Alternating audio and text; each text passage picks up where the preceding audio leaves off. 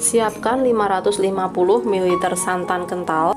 Saya menggunakan 200 ml santan instan ditambah dengan air hingga volumenya 550 ml. Kemudian tambahkan setengah sendok teh garam, 2 lembar daun pandan yang sudah disimpulkan. Kemudian bahan ini kita rebus hingga mendidih sambil terus diaduk supaya santannya tidak pecah. Setelah mendidih, matikan api dan terus diaduk dan diamkan hingga hangat. Setelah santannya hangat, kita siap untuk mencampur dengan bahan-bahan yang lain. 50 gram tape singkong kita masukkan ke dalam wadah. Tambahkan 175 gram gula pasir. Kedua bahan ini kita aduk hingga bercampur. Saya menggunakan tangan saja ya untuk mengaduknya. Teman-teman boleh kalau mau pakai sendok atau alat yang lainnya. Setelah tercampur seperti ini, kita masukkan 250 gram tepung beras, 1 sendok makan tepung tapioka, dan 1 sendok teh ragi instan atau ragi roti.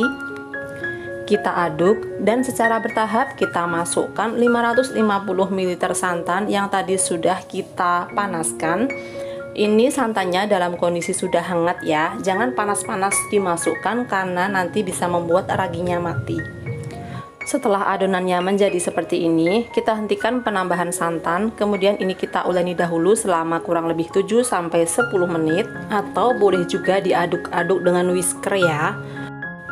Kue tradisional apem Jawa ini memang biasanya diaduk-aduk dengan menggunakan tangan seperti ini ya, dan terbukti hasilnya bisa lembut, menul, dan seratnya bagus. Setelah teksturnya menjadi seperti ini, kita masukkan sisa santan yang belum semuanya dimasukkan. Kembali kita aduk-aduk hingga tercampur rata. Kemudian adonan ini kita istirahatkan selama 1 jam. Jangan lupa adonannya kita tutup ya, karena ragi tidak suka dengan udara. Setelah 1 jam, adonan menjadi berbuih seperti ini. Ini tandanya raginya aktif ya. Kemudian ini kita aduk-aduk hingga busanya berkurang. Supaya nanti lebih mudah untuk menuang ke dalam cetakan, kita bisa memindahkannya ke dalam gelas bercorong seperti ini ya. Kemudian kita siapkan kompornya, kita lapisi dulu dengan loyang atau plat yang tidak terpakai. Kemudian di atasnya baru kita taruh cetakannya, nyalakan api yang kecil. Tujuan diberi alas loyang adalah supaya panasnya merata dan tidak gosong. Setelah wajannya benar-benar panas, ini kita olesi dahulu dengan margarin atau minyak. Kemudian kita tuangkan adonan hingga hampir penuh. Sebenarnya untuk cetakan apem itu menggunakan cetakan yang bentuknya setengah bola, jadi bagian bawahnya itu cekung. Tapi karena saya adanya cetakan kue lumpur seperti ini, jadi bisa dipakai juga ya. Adonan ini kemudian kita tutup. Setelah adonannya setengah matang, kita bisa memberi topping. Untuk topping saya menggunakan daun pandan yang sudah diiris-iris seperti ini. Teman-teman juga bisa menggunakan topping nangka atau kismis atau yang lainnya ya. Kemudian ini kembali kita tutup dan kita panggang hingga matang. Setelah kita panggang beberapa saat, kita cek jika permukaannya sudah tidak lengket lagi, berarti ini kue apemnya sudah matang, bisa kita angkat.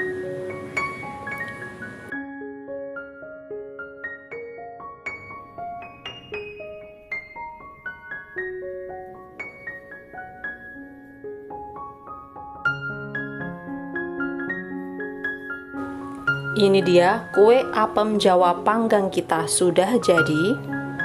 Bagian bawahnya tidak gosong ya, warnanya cakep, pas sekali kematangannya. Saya coba belah. Ini empuk banget dan seratnya bagus. Saya coba deskripsikan rasanya. Apem ini lembut, legit, dan gurih dari santannya berasa banget. Manisnya juga pas. Kue ini recommended ya, kalian harus coba. Pertama, siapkan 200 gram tape singkong yang sudah dibuang sumbunya dan dihaluskan. Tambahkan 100 gram gula pasir dan 1 butir telur. Kita aduk bahan ini hingga tercampur rata. Setelah tercampur rata dan teksturnya menjadi halus seperti ini, kita masukkan setengah sendok teh garam, 250 gram tepung terigu serbaguna, dan 1 sendok teh ragi instan atau vermipan. Bahan ini kita campur, kita tambahkan 300 ml santan, masukkan bertahap sambil kita aduk ya. Untuk santan ini teman-teman bisa menggunakan santan fresh dengan kekentalan sedang, atau bisa juga menggunakan santan instan yang ditambah dengan air hingga volumenya 300 ml. Santan kita masukkan bertahap supaya tidak ada yang menggumpal. Setelah semua bahannya tercampur rata, semua santan bisa kita masukkan. Supaya rasanya lebih enak dan lebih creamy, kita bisa tambahkan susu bubuk. Kita aduk hingga benar-benar tercampur rata.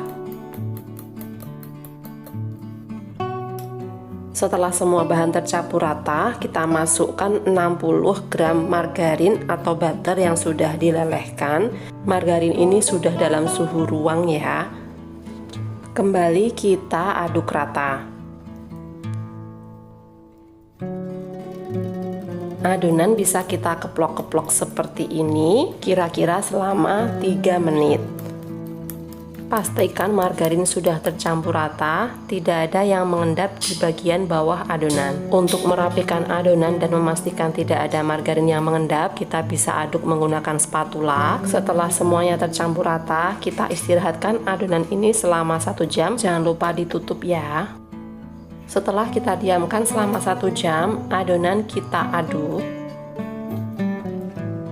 dan kita siap untuk memanggangnya. Untuk memanggangnya saya menggunakan snack maker seperti ini. Kita oles dengan margarin. Setelah pancinya panas, kita bisa tuang adonannya. Saya tuang 1 sendok sayur kecil. Selain rasa original, teman-teman juga bisa membuatnya dalam berbagai rasa ya. Di sini saya buat juga yang rasa coklat. Saya tuangkan dulu setengah adonan. Di tengah-tengahnya bisa kita letakkan meses. Kemudian kita tutup lagi dengan adonan. Selain meses, teman-teman juga bisa menggunakan selai atau keju ya sebagai isian. Adonan kue khamir ini nanti akan mengembang, jadi kita tidak perlu penuh-penuh untuk mengisi adonannya. Lubang bagian tengah pada snack maker ini sengaja tidak saya isi ya, karena rawan gosong. Kemudian kita tutup pancinya, kita masak selama 3 menit dengan api kecil. Setelah 3 menit, kue khamir ini bisa kita balik. Untuk membaliknya, saya menggunakan kayu stik es krim seperti ini ya.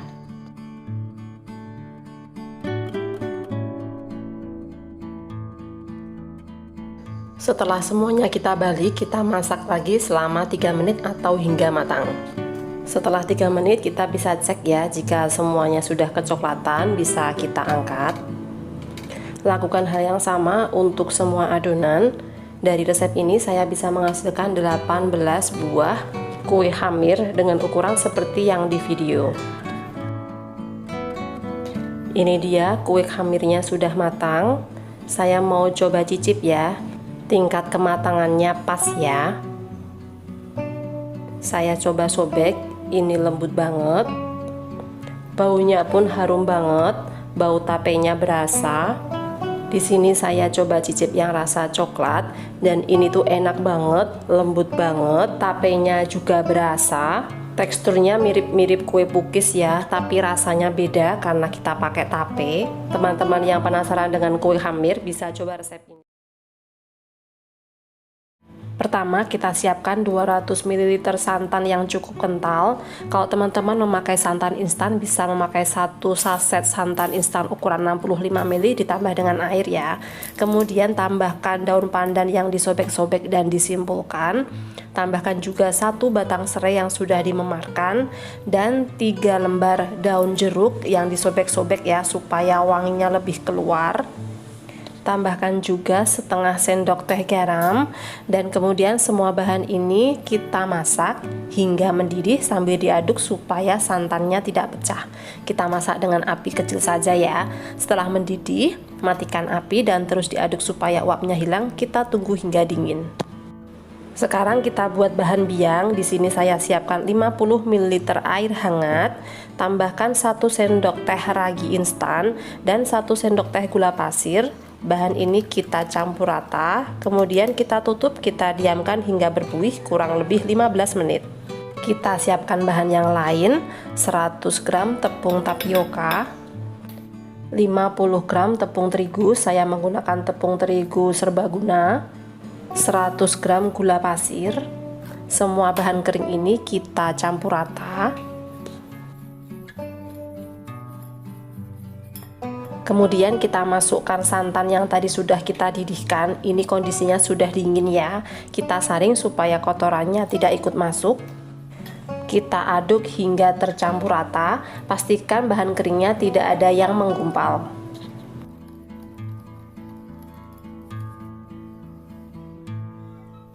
Kemudian kita masukkan 2 butir telur. Kita kocok lepas terlebih dahulu.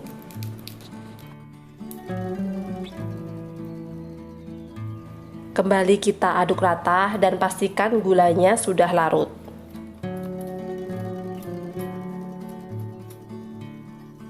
Karena saya mau membuat yang rasa pandan, di sini saya tambahkan setengah sendok makan endapan pandan. Teman-teman boleh di skip ya kalau tidak ada, bisa diganti dengan perisa pandan saja. Karena ini warnanya kurang hijau, saya tambahkan juga dengan perisa pandan.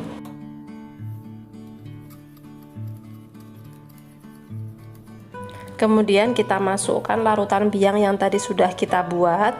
Ini larutan biangnya sudah berbuih seperti ini ya, tandanya raginya aktif. Kita aduk rata, kemudian kita diamkan selama 1 jam. Jangan lupa kita tutup. Setelah kita diamkan 1 jam, adonannya akan berbuih. Kita aduk-aduk seperti ini supaya buihnya berkurang. Terakhir kita masukkan 1 sendok makan margarin yang sudah dilelehkan. Ini sudah dalam kondisi ruang ya. Margarin ini boleh juga dimasukkan tadi ketika membuat adonan. Adonan ini siap untuk dipanggang. Untuk memanggangnya saya menggunakan snack maker dengan lubang 8. Di sini saya alasi dulu dengan plat yang sudah tidak terpakai supaya panasnya lebih merata dan bagian bawahnya tidak gosong. Kemudian kita oles dengan margarin tipis-tipis. Setelah pancinya panas, kita tuang adonannya, tuang hingga hampir penuh ya. Pastikan kita sudah mengaduk adonannya sebelum dituang. Kita masak dengan api yang kecil. Ini jangan ditutup dahulu ya. Setelah permukaannya agak kering dan berlubang-lubang seperti ini, baru pancinya kita tutup. Lanjut kita masak hingga permukaannya kering. Setelah permukaannya kering seperti ini, bika ambonnya bisa kita angkat. Bisa dilihat ya, bagian bawahnya kematangannya juga sudah pas. Karena tadi kita lapisi dengan plat, jadi tidak mudah gosong. Setelah bika ambon ini kita angkat, kita oles lagi dengan margarin dan tuang lagi adonannya hingga habis. Di sini saya menghasilkan 14 buah bika ambon. Ini dia bika ambonnya sudah matang. Saya coba cicip ya untuk tahu rasanya seperti apa. Bisa dilihat ya, pori-porinya banyak, khas dari bika ambon. Dan kita sobek. Seratnya bagus banget. Sobekannya juga berasa kenyal. Dan untuk rasanya, bika ambon ini enak banget, manisnya pas, aroma pandan dan daun jeruknya juga berasa banget. Ini recommended, bisa untuk ide jualan atau isian snack box. Bikinnya juga mudah banget, asal mengikuti step by stepnya dari awal hingga akhir, insya Allah berhasil. Pertama kita buat karamelnya dulu. 200 gram gula pasir kita masukkan ke dalam panci anti lengket. Kemudian kita panaskan dengan api kecil saja ya. Kita bisa ratakan gula pasirnya supaya nanti lebih mudah meleleh. Ketika membuat karamel ini jangan diaduk ya teman-teman, jadi cukup kita ratakan seperti ini saja. Jika sebagian gula sudah meleleh seperti ini, bisa kita goyang-goyangkan pancinya supaya lelehannya merata.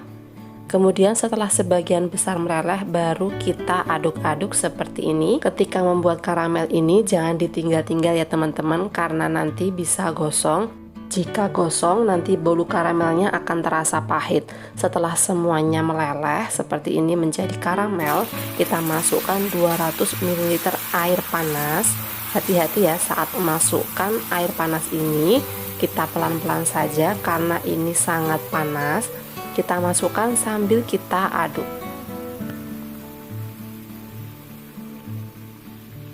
Kita masak hingga semua karamelnya larut ke dalam air. Setelah karamelnya larut, ini kita diamkan hingga dingin. Kemudian kita siapkan bahan keringnya. 60 gram tepung terigu, saya menggunakan yang protein sedang. Kita ayak terlebih dahulu. Tambahkan 60 gram tepung tapioka.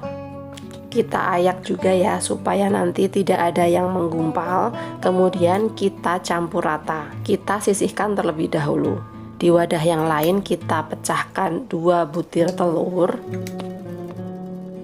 Kemudian masukkan vanili. Teman-teman bisa memakai yang cair atau yang bubuk ya. Kemudian kita aduk, kita kocok dengan whisker hingga berbusa seperti ini. Berikutnya kita masukkan bahan kering yang tadi sudah kita siapkan. Kita masukkannya bertahap ya, sedikit demi sedikit. Bisa diselingi dengan air karamel yang sudah dingin. Untuk memasukkan tepung dan air karamelnya ini harus sedikit demi sedikit ya teman-teman. Jadi jangan sekaligus karena nanti bisa menggerindil.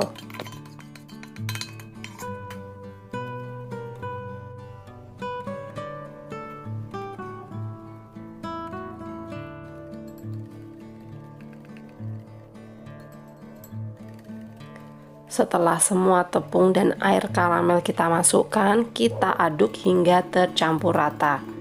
Kemudian kita masukkan 2 saset susu kental manis atau sekitar 80 gram dan 50 gram margarin yang sudah dilelehkan. Ini kondisinya sudah dingin ya. Kemudian kita aduk rata.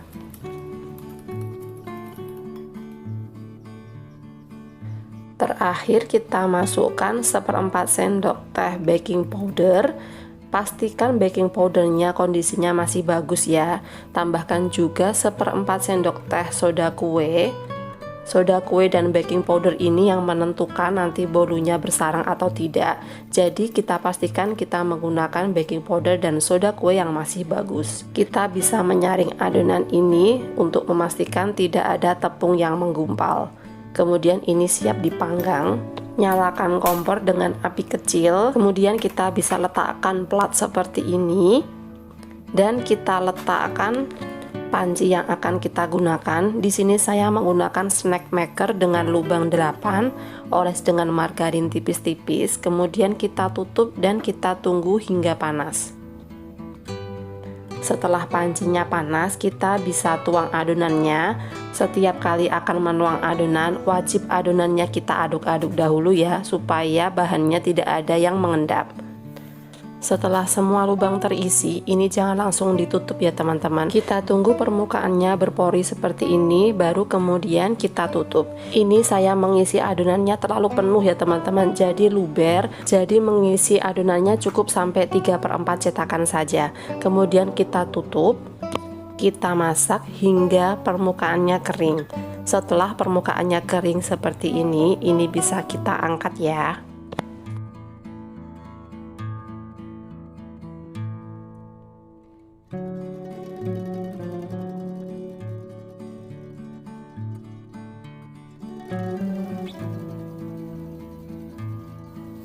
Ini dia bolu karamel kita sudah jadi. Kita sobek ya teman-teman supaya tahu seperti apa dalamnya. Dan ini pori-porinya sangat bagus. Dalamnya bersarang, bagus banget ya sarangnya. Dari resep ini saya bisa membuat 13 bolu karamel dengan ukuran seperti yang di video. Di sini saya coba iris dan sarangnya benar-benar cantik ya. Tingkat kematangan bagian bawahnya juga bagus, enggak gosong karena tadi kita pakai plat ya, supaya tidak terlalu panas. Dan ini rasanya tuh enak banget, manisnya juga pas, kenyal. Resep ini recommended banget. Terima kasih sudah menyaksikan video ini hingga selesai. Silahkan like, comment, dan share. Jangan lupa subscribe. Sampai jumpa di video saya selanjutnya. Terima kasih.